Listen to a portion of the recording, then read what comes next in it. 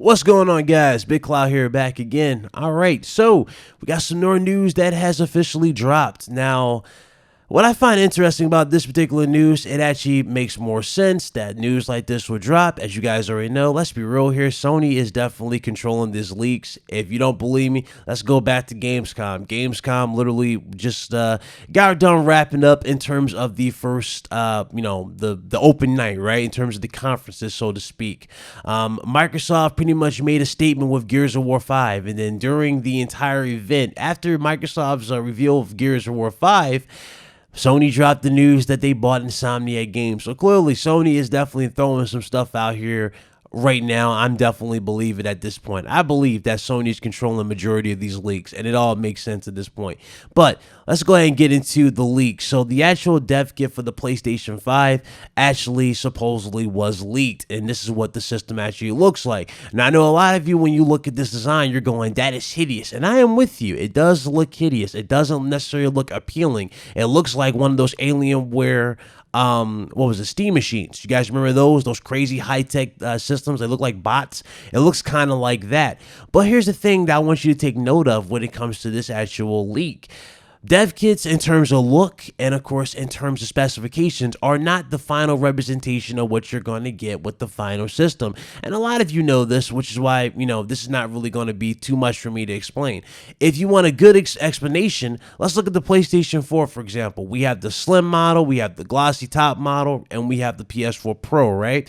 If you take all those designs that you have seen with the PlayStation 4 out there on the market and compare it to the dev kit that we have right here, here's the PS4 dev kit, you can clearly see that they are nothing alike, and you can easily, get these confused with different systems. You really could. You might look at this and go, damn, that might have been a PS5 dev kit. It looks nothing like the PS4. Nothing. So, of course, this is not going to be the final look for PlayStation 5 at all. But I will admit, though, there is some interesting things about this. Now, one thing I took note of when it came to the design was the amount of ventilation around the system.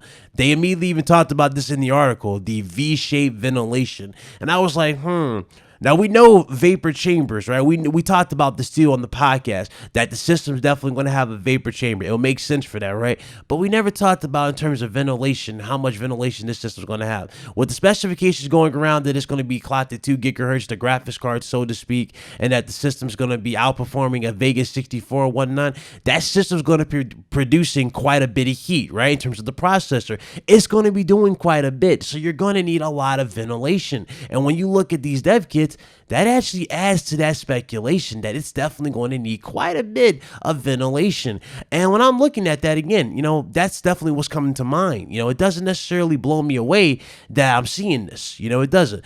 And like I said before, not the final design, but definitely take notes, though, that this system might actually be a little beefier than normal when we actually get it. And there's definitely going to be quite a bit of ventilation on the actual system. I can actually see that at this point. I can definitely see it, Again, nothing confirmed. Sony has not confirmed that, we're going to get that. But trust me, if you're going to have a system that performs the way they're saying it, you're going to need quite a bit of ventilation. Otherwise, these systems are going to overheat before you even get to Chapter 5.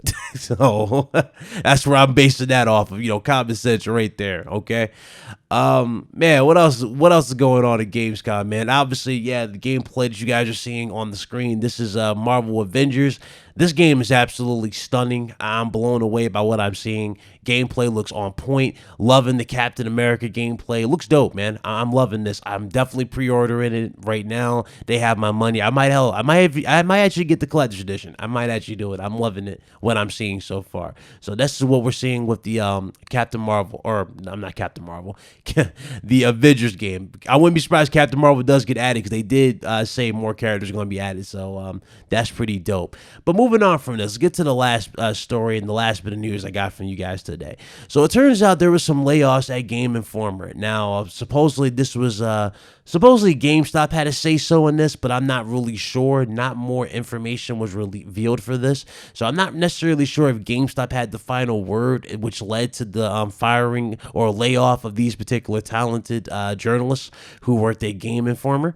But GameInformer has laid off quite a bit of people. Now, in our Discord, somebody dropped a very interesting question, and it dropped a very interesting point. They said, gaming news outlets are dying. Now, I don't necessarily believe they're dying, but I will say there are some, right? There are some that completely drown out here in this gaming world when it comes to news. And the reason why they drown is because they don't necessarily have the proper credibility. If you look at a lot of articles that we went through this generation, quite a bit of these articles that we went through this generation are always either sourcing something from another particular article, or they're literally just, repeating what was already said, and then they change the words around as if they said this to this particular developer. You see this quite a bit, even with Kotaku. Like, let's say Jason Schreier from Kotaku had an interview with Naughty Dog, right? He talked to Neil Druckmann straight up, and he got more details for The Last of Us. You will see another particular website that you never heard of talk about this particular thing, and they'll switch it around and say, oh, we talked to him,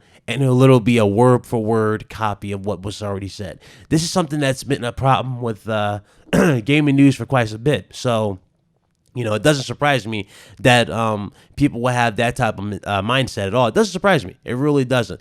Now, I wouldn't say gaming news outlets are dying, but I will say, right, the days that we used to go back and buy like Game Informers, we would actually get stuff by mail. Yeah, those days are far behind us. We don't necessarily need that to get informed for gaming news. We get it help. We do it for free.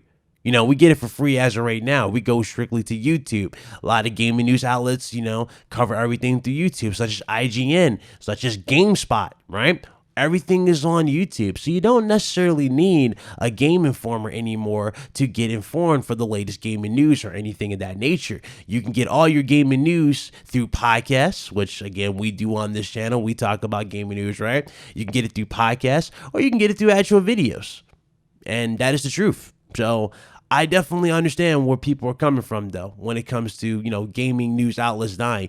But the problem is, though, the thing is with that, there are better news outlets, right, that are clearly going to survive. And there are other ones that are just not going to survive. And the reason why is because they don't have the credibility. And those are the ones that I can see dropping for sure.